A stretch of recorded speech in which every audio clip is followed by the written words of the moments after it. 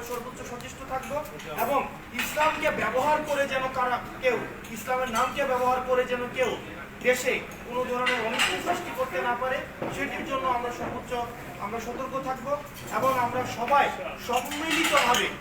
সম্মিলিতভাবে এই যে আদার পলিটিক্স যেন আর বাংলাদেশে না আসে আমরা সবাই যেন সম্মিলিতভাবে আমরা সুখী সমৃদ্ধ আমরা একটা বাংলাদেশ গড়তে পারি যেখানে প্রত্যেকটা মানুষ নাগরিক হিসেবে বেড়ে উঠবে, প্রত্যেকটা মানুষ সরকার নাগরিকের কাছে দায়বদ্ধ থাকবে।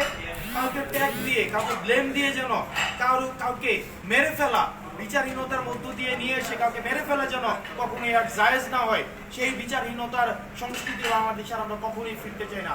আল্লাহ আমাদের সবাইকে কবুল করে নিক, সবাইকে অযোগ্যতার ঊর্ধ্বে রাখুক এবং আমরা আমাদের অযোগ্যতাগুলো মেনে নিয়ে আমরা নিজেকে সংস্কারের মধ্য দিয়ে, নিজের আত্মশুদ্ধির মধ্য দিয়ে, এই রমজানের মধ্য দিয়ে আমরা নিজের সংযমের যে আমরা পরীক্ষা দিচ্ছি, এই সংযম যেন আমাদের ব্যক্তি পর্যায়ে, সামাজিক পর্যায়ে এবং জাতীয় পর্যায়ে সেটিকে আমরা চর্চা করতে পারি এবং সেই অনুযায়ী যেন আমরা বাংলাদেশটা করতে পারি, সেটির জন্য আমাদের কাছে আমরা দোয়া চাই। আল্লাহ আমাদের সবাইকে সাহায্য করবেন।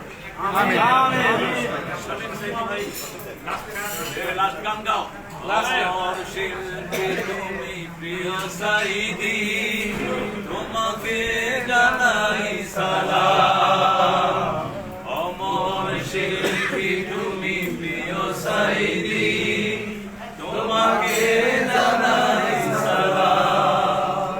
সারাটা জীবন জুড়ে তোমারই প্রেমের সুরে, সারাটা জীবন জুড়ে তোমারই প্রেমের সুরে ছড়ালে যে মহান আল্লাহর নাম, তোমাকে জানাই সালাম, অমর শিল্পী তুমি প্রিয় সাইদি, তোমাকে জানাই সালাম, অমর শিল্পী তুমি প্রিয় সাইদি, তোমাকে জানাই সালাম।